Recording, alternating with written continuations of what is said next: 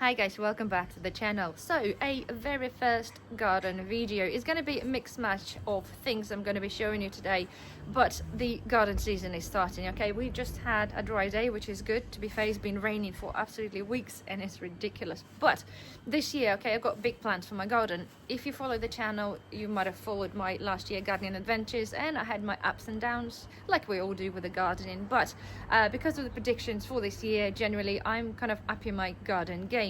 And this year, okay, I have started my sowings really early.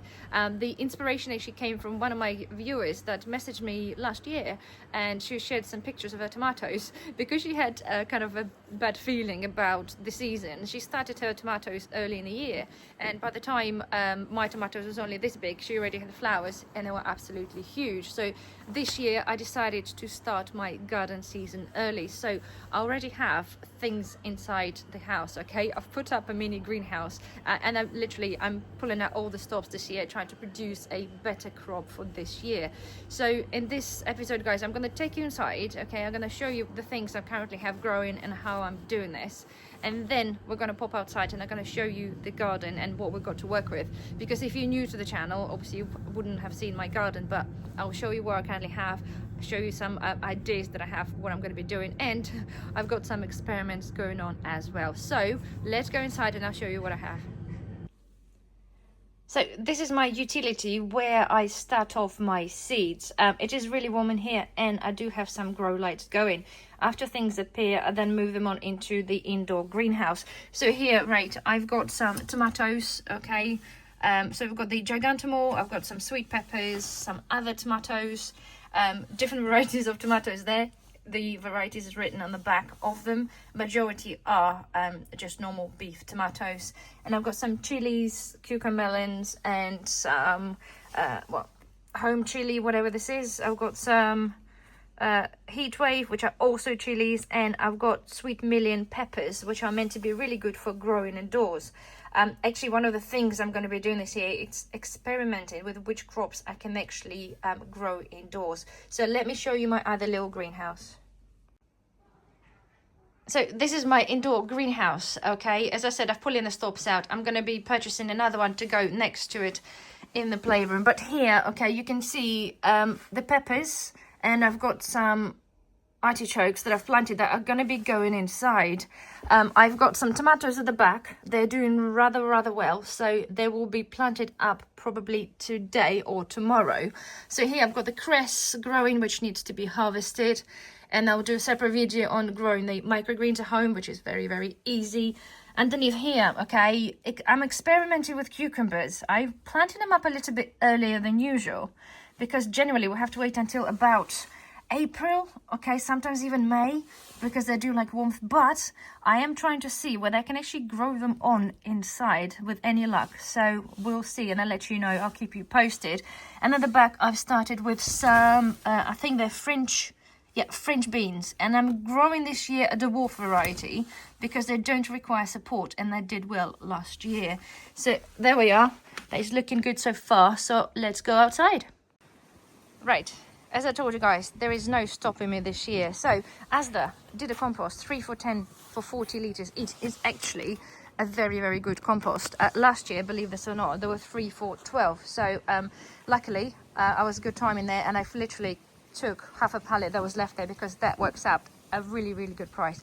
And honestly, it is a very good compost. So now go in here. Okay, it is a messy garden, it's, you know, but you will see what was going to happen to it. So raised beds, okay, you might remember me putting them up last year. I haven't had much luck of growing anything because I haven't had enough soil in them. I've been adding stuff on, okay, so they will be totally filled. I've got my raised beds there. There's some fresh compost from my hot composter bin, okay, which is very hot right now. Look at that. That is good, and it's actually steaming. Look at that. Right, we'll let this do its work. So right here, you'll remember I have my fruit bushes that will have probably a frame put around them because birds ate majority of my berries. So my 2 raised beds, the big ones, okay, other side of the pergola. Here, okay, I've got some brassicas left, which didn't do particularly that well. but the bed's gonna be raked out, okay? And okay, I'm gonna ask, or I've asked Mr. Daniel to build me another bar of, let me show you, hold on, the wood.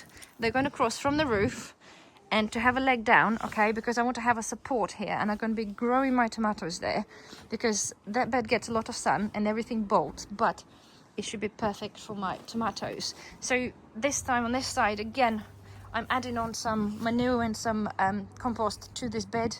Again, my soil here was pretty rubbish. I had some brassicas here as well, but I've got rid of that all.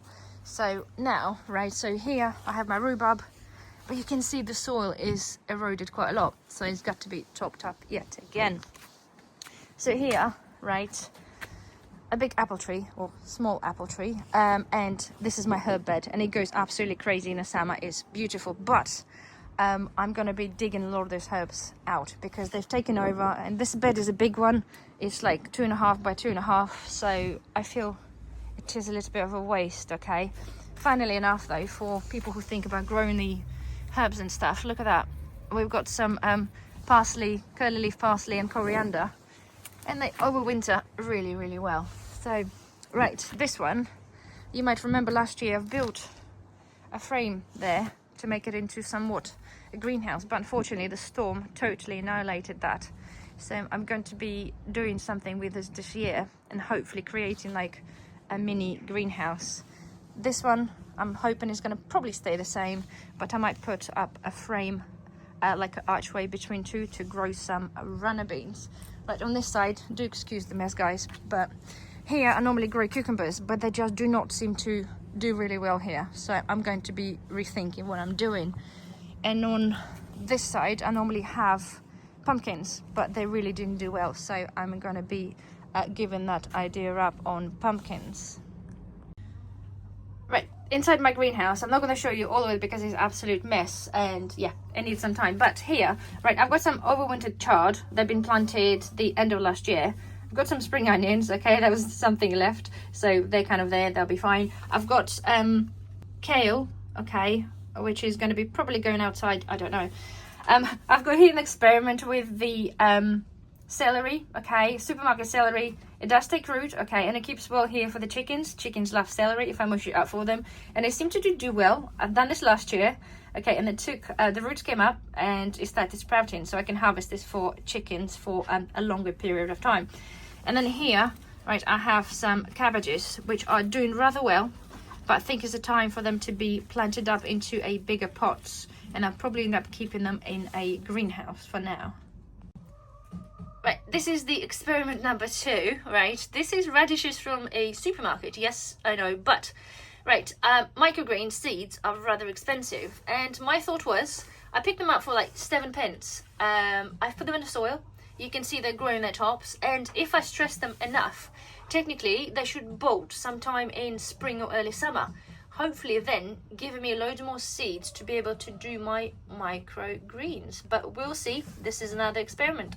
So now as to growing, so as I said guys, I've changed in a lot of things, and like brassicas, apart from the cabbages I have here, I'm not intending to do anymore because I just had absolutely disaster, and I feel that it's kind of a little bit of waste of time. But things I'm starting now is some peas, okay, it's a good timing to do peas.